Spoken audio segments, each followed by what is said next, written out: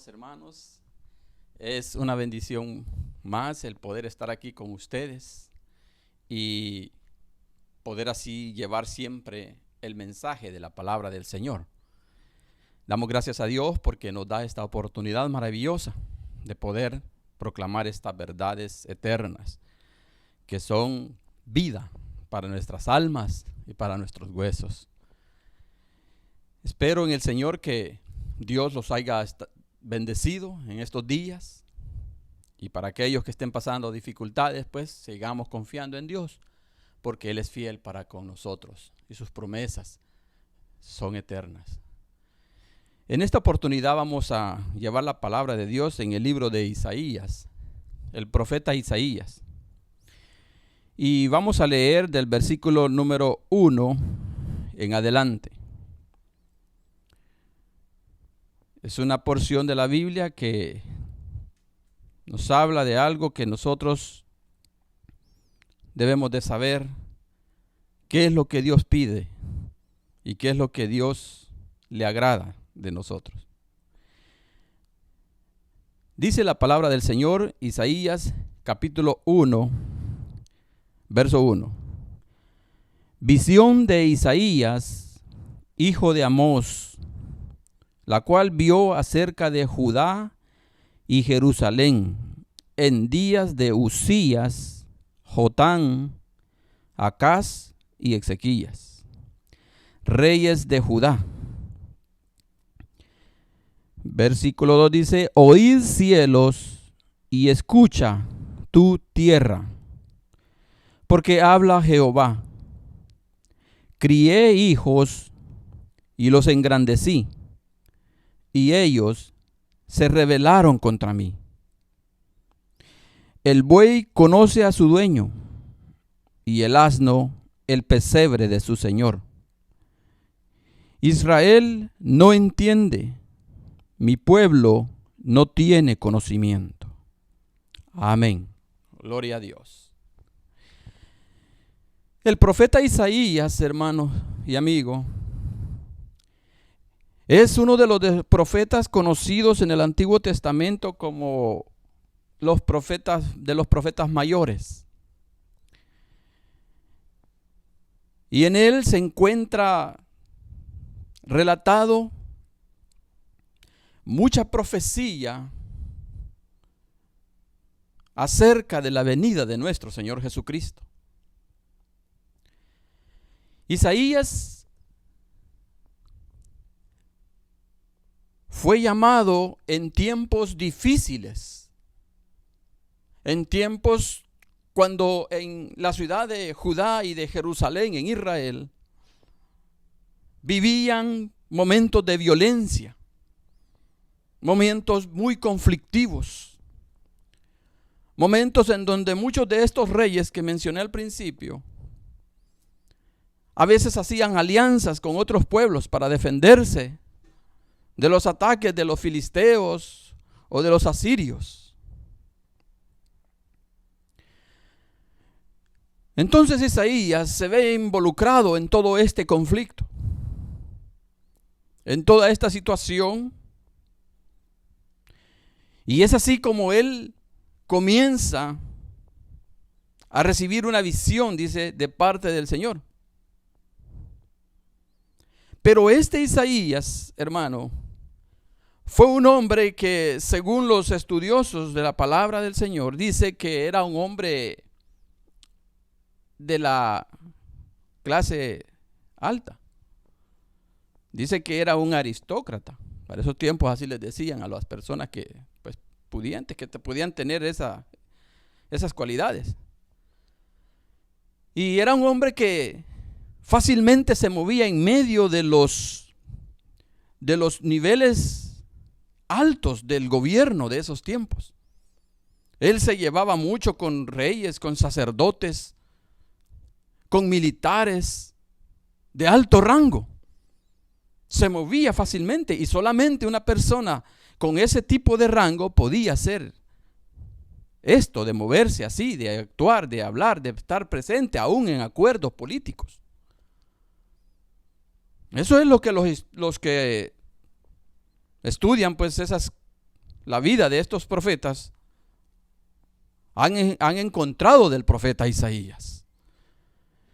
Entonces, con mayor razón, el Señor, nuestro Padre Celestial, lo llama, sabiendo del conocimiento que él tenía de las situaciones de los gobiernos que él había establecido. Porque él tenía ya un conocimiento vasto de las situaciones y de las acciones que los reyes cometían o hacían. Y es así como dice aquí en el capítulo 1, del verso 1, que dice que visión de Isaías, hijo de Amós, la cual vio acerca de Judá y Jerusalén, que fueron las dos ciudades donde este profeta se movía.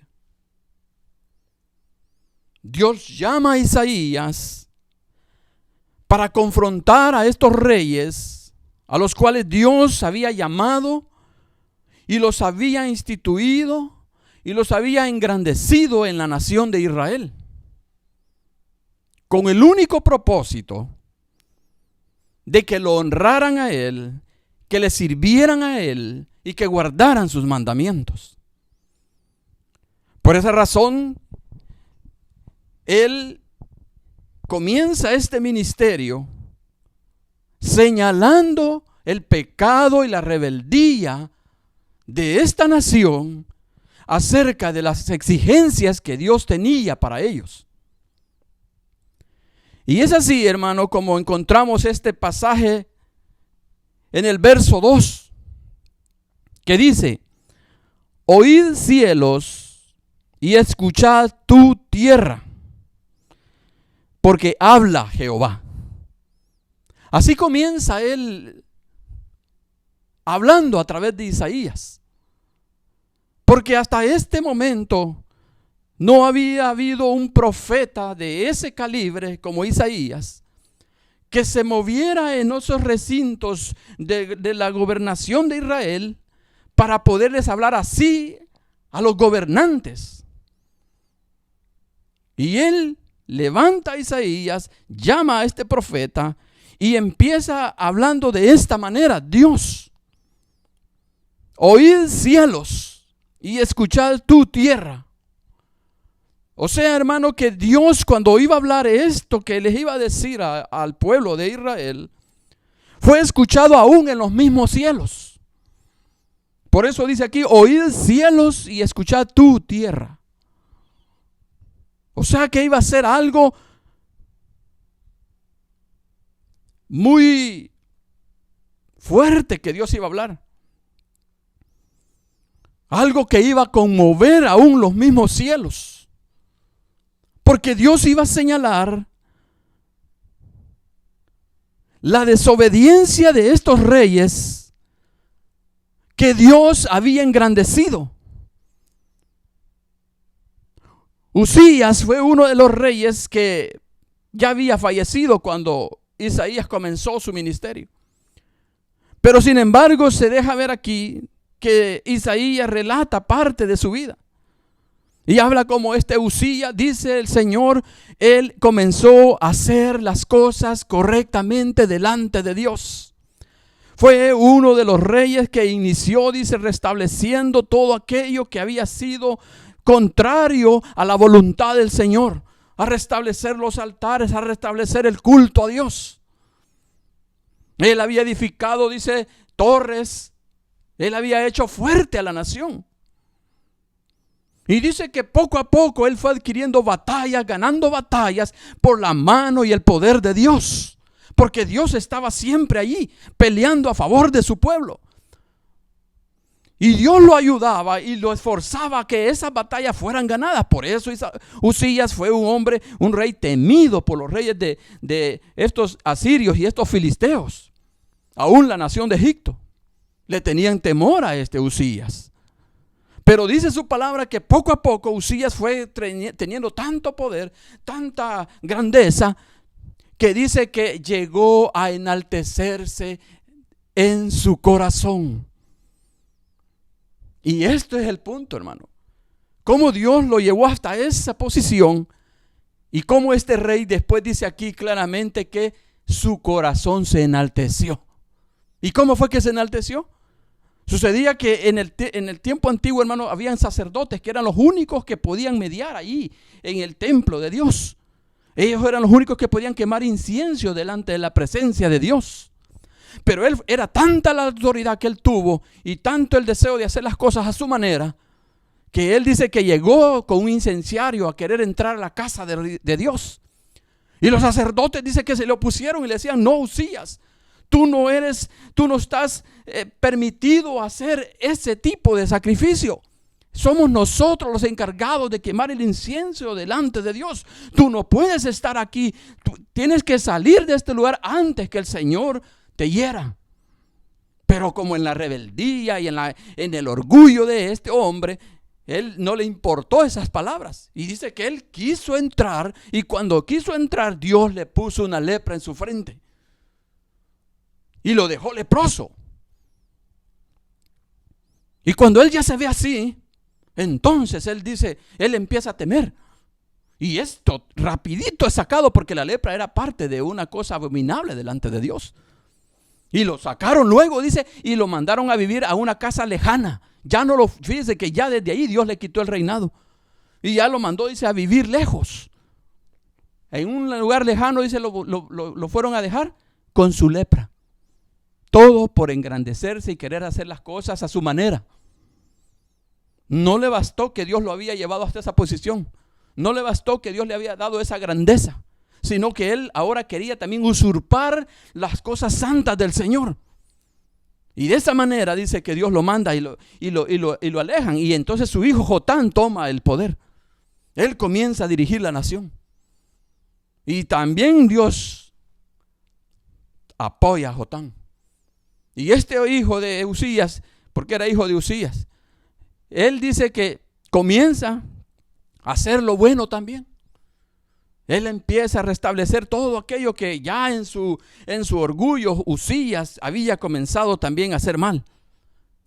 Y poco a poco Jotán comienza a caer en ese mismo vacío espiritual, porque aunque él dice que establecía las cosas para agradar a Dios, dice que el pueblo siempre se iba corrompiendo, siempre seguía corrompiéndose.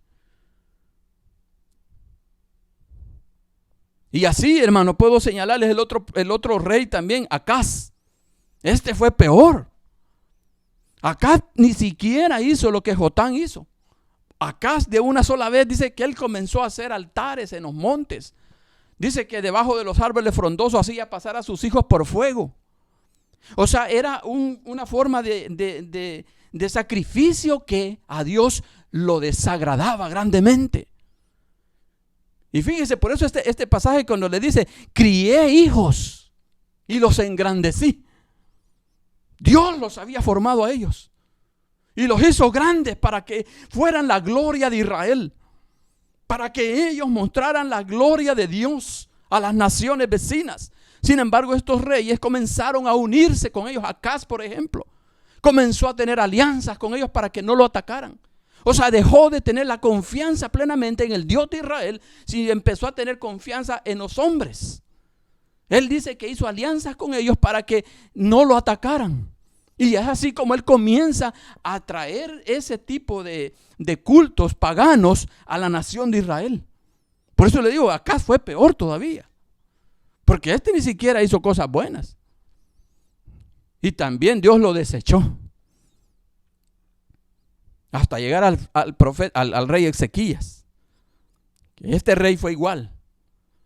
Él fue igual como Usías, que él comenzó a hacer todo bien. Todo, dice, él comenzó a restaurar lo que empezó a botar todos esos altares que Acaz había fabricado. Él empezó a llamar al pueblo a adorar a Dios. Y quiso Usías que Israel volviera a adorar al Señor. Pero fíjese que, como dice el proverbio, que una pequeña insensatez hace al más sabio y honorable una persona inservible. Porque él había hecho muchas cosas buenas, Ezequías. Él trató de instituir el culto a Dios, lo hizo. Él trató de quitar todos esos altares que Acaz había fabricado para que le adoraran. Quitó todos esos cultos paganos. Pero hizo algo que a Dios lo desagradó. Y es que dice que cuando llegaron unos reyes de Babilonia, unos enviados por el rey de Babilonia, Él le muestra toda la casa real, incluidos los utensilios que se usaban en el templo del Señor. O sea, profanó el templo de Dios y mostró lo que Él no tenía que mostrar, hermano. Porque a Dios, hermano, eso lo desagrada. Que nosotros hagamos cosas en las cuales Él no está de acuerdo. Y eso fue lo que Ezequías hizo. Y dice que lo hirió con una enfermedad. Enfermó Urías. Y estando enfermo, llega el profeta Isaías y le dice que de esa enfermedad él iba a morir. No te levantarás de la cama, sino de seguro morirás, dice el Señor. Y cuando escucha esto, Ezequías dice que él se voltea hacia la pared y se pone a llorar y le clama a Dios. Y le empieza a decir, Señor, pero yo he hecho muchas cosas buenas. Por eso, hermano, es muy interesante esto, fíjese, porque a veces nosotros pensamos que ya las cosas que hemos hecho en el pasado, Dios ya se le olvidaron. No. Dios todo eso tiene memoria, sea bueno o sea malo. Y en esta ocasión Ezequías le hace referencia, le dice, mira lo que yo hice. Te quise servir con mi corazón.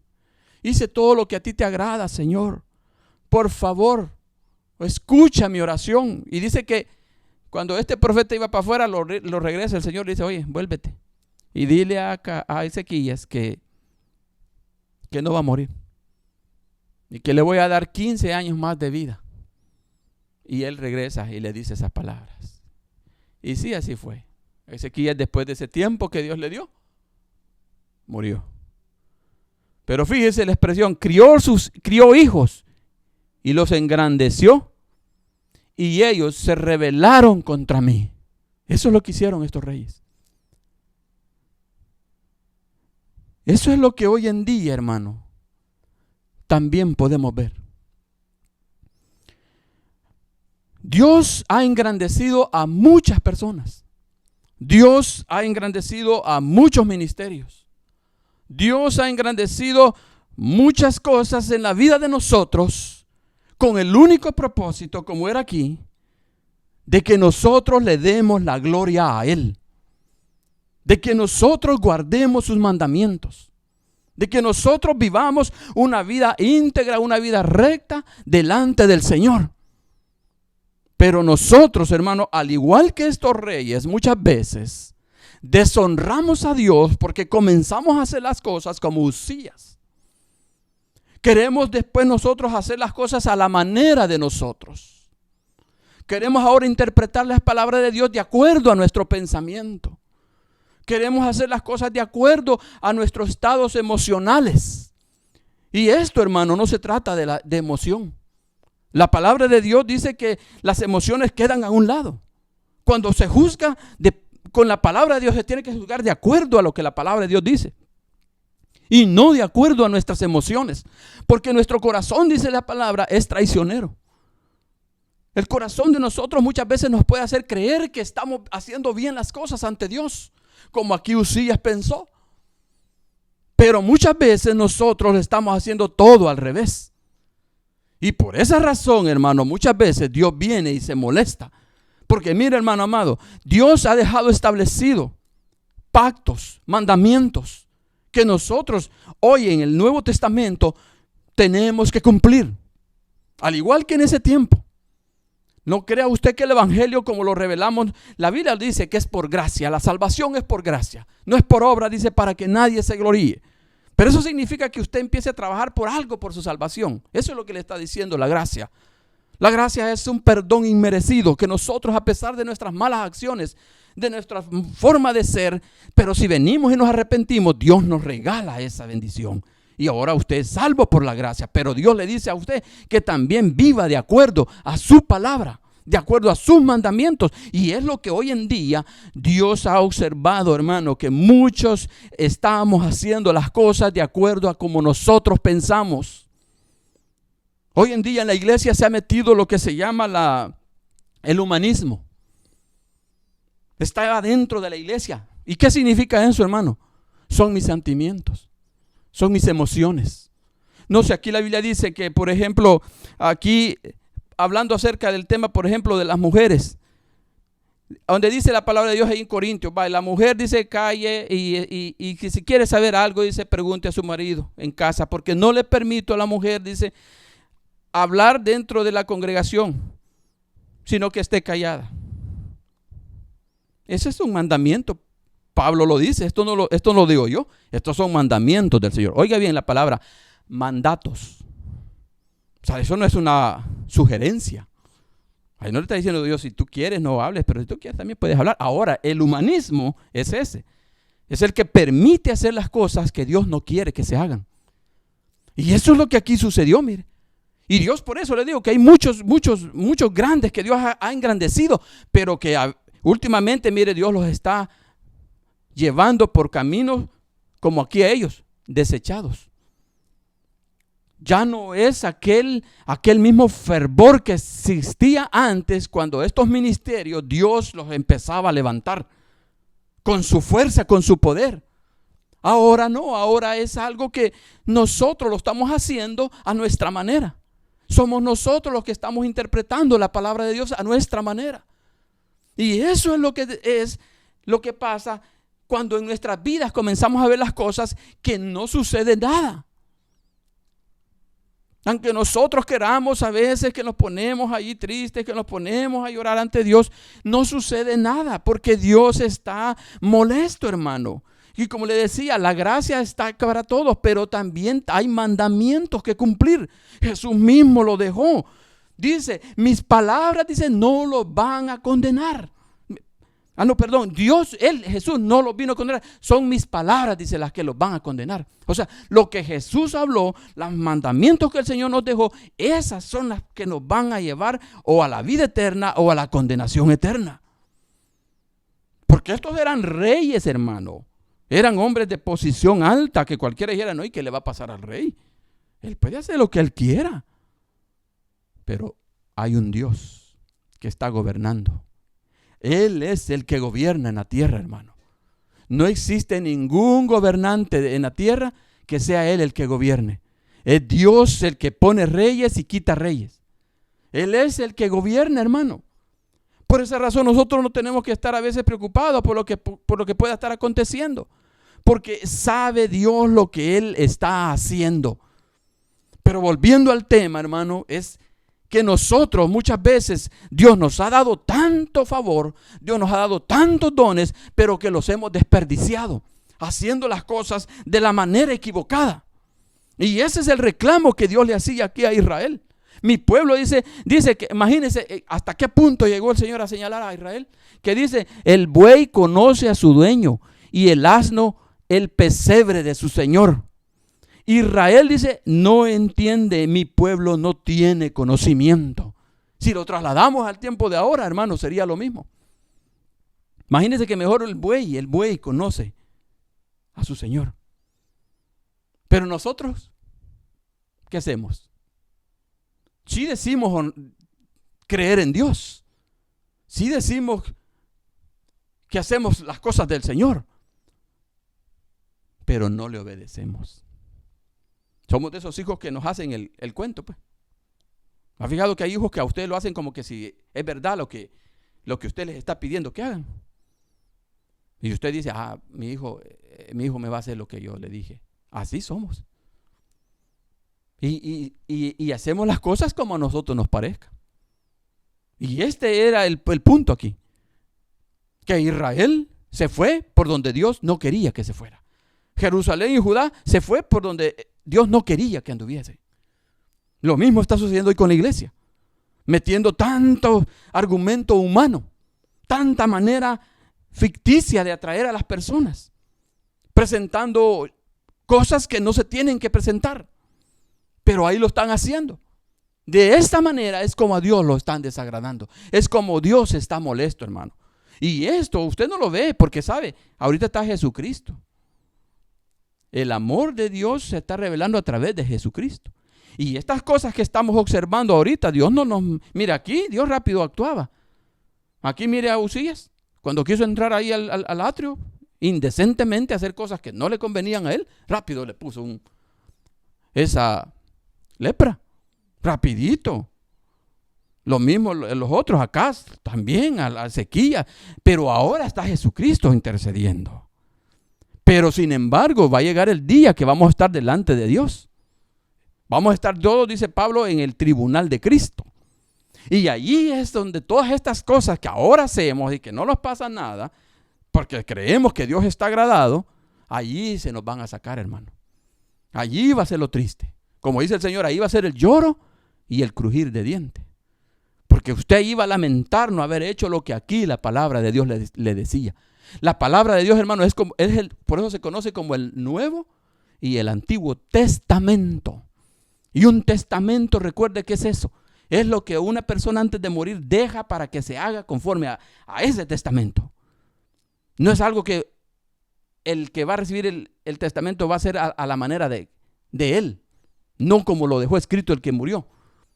Este es el testamento del Señor Jesucristo y de nuestro Padre Celestial. Y en él están escritas normas, reglas, pero hoy en día podemos observar cómo todos estamos haciendo lo que más nos parezca, pero somos cristianos, pero vamos a la iglesia. Vamos a la iglesia, ya nos vamos a gozar, a divertirnos, a aplaudirle a Dios, a cantar unas alabanzas y ya decimos, oh, qué maravilloso el Señor. Pero cuando venimos de ahí, venimos y hacemos la misma vida de paganos, la misma vida de mundanos, la misma vida viendo películas, la misma vida y yendo a lugares que a Dios le desagrada que nosotros andemos. Muchas personas cristianas, hermanos, se van a Las Vegas, aquí por ejemplo en los Estados Unidos. Buscan lugares, sitios de diversión que el mundo tiene para divertirse ellos. Para nosotros el gozo del Señor sería esa es la fortaleza de nosotros, el gozo del Señor. Él es el que debería ser en nosotros el todo, el que llene todo en nuestra vida. No necesitamos nada, por eso el Señor dice, el que beba de esta agua nunca más volverá a tener sed. Pero si usted tiene sed, pregúntese entonces si es cristiano de verdad. Porque si no es así, hermano, si usted todavía siente deseo de practicar las cosas que existen en el mundo, entonces arrepiéntase. Entonces busque de verdad el perdón de Dios. Porque ese es el punto, hermano. Muchos cristianos se están engañando. La Biblia lo dice aquí claramente. No se engañen. Dios no puede ser burlado. El Señor nadie lo va a burlar. Usted puede hacer las cosas muy lindas. A veces hay cosas que aparentan, hermano, que se ven como de Dios, pero no son de Dios. Aparenten ser buenas, pero no son buenas ante los ojos del Señor. Y ese es el cuidado que debemos de tener. Por eso es que debemos de caminar en su palabra. Lámpara es, dice, mis pies tu palabra y lumbrera mi camino. Porque esa es la que nos va a guiar a la vida eterna.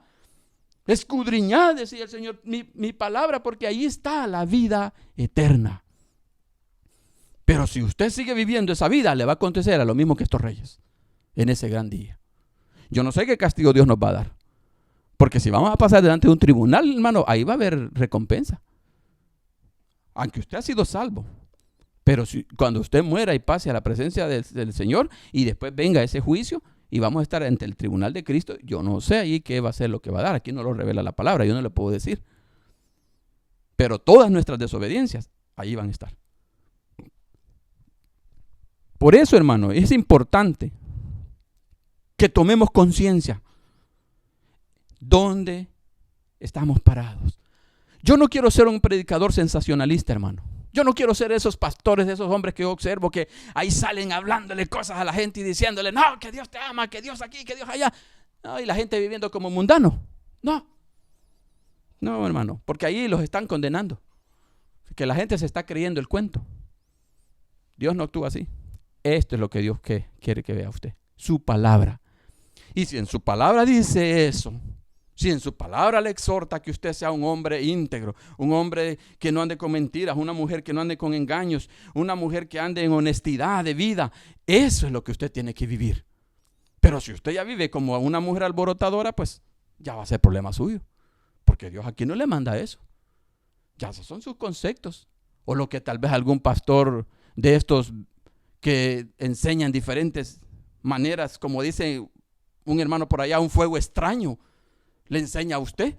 Y a usted se lo ha creído así, y que así Dios la ama, y que así Dios la ha aceptado. No, hermano. No.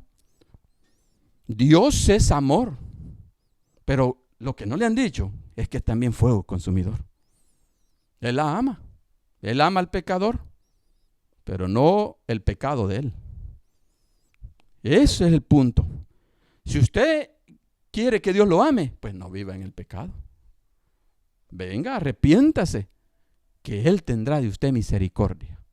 Por eso envió a su Hijo, para no hacerle lo que aquí le hacía a estos reyes, mire, que ¡pum! Estos desobedecían y el juicio caía así, automático. Mire, si eso fuera hoy en día, hermano, tapizadas estuvieran las calles de todos los cristianos, muertos. Si Dios estuviese, si Él estuviera haciendo como estaba antes de mandar a su Hijo. Pero ahora Él ha mandado a Jesucristo, para que en Él, hermano, encontremos la paz, el perdón, y podamos caminar en la confianza que Él nos puede ayudar, toda vez y cuando nosotros caminemos en la voluntad de nuestro Señor y Salvador Jesucristo. Quizás ha sido un mensaje hiriente, no sé. Quizás usted está acostumbrado a escuchar solo cosas bonitas, ¿verdad? Pero también esta es la verdad del Señor. Y esta es una verdad que duele, que molesta muchas veces. Molesta, uy, ese hermano, uy, lo que está hablando. No, eso no soy yo, hermano. Yo soy un vocero del Señor. Sí, yo soy una voz que Dios me dice lo que tengo que decir y eso es lo que tengo que hablar. Así de que no lo tome mal, tómelo para bien suyo. Y para usted, amigo, lo mismo. Cristo le ama. Por eso lo mandó el Señor, para que usted viva en obediencia. Y mire, Él lo va a criar, dice, y lo va a engrandecer. Eso es lo bonito, fíjese. Lo va a criar y lo va a engrandecer. ¿Ah? Pero eso sí, no se vaya a rebelar contra Él, porque eso es lo que a Dios les agrada. Aquí ellos, mire, crié hijos y los engrandecí, pero se rebelaron contra mí. Eso hicieron estos reyes. Pero espero en el Señor que si usted viene a los pies de Cristo, sea un hombre sencillo, humilde, una mujer que de veras ame al Señor con todo su corazón y obedezca lo que su palabra aquí le dice. Lo que usted lee ahí en la Biblia, hermano, eso es. A veces las interpretaciones son las que lo pierden a la gente, que ya viene un teólogo y le dice, no, ahí lo que quiso decir, no, el teólogo no es Dios. Es la autoridad máxima de nosotros, es lo que está aquí escrito en las Escrituras del Señor. Amados, que el Señor les bendiga y espero que esta enseñanza sea para todos una bendición más. Y los espero para la próxima. Hasta la próxima semana, con la ayuda del Señor, estaré siempre llevando la palabra viva, la palabra de verdad, para la gloria del Señor Jesucristo. Amén. Que el Señor los bendiga, hermanos.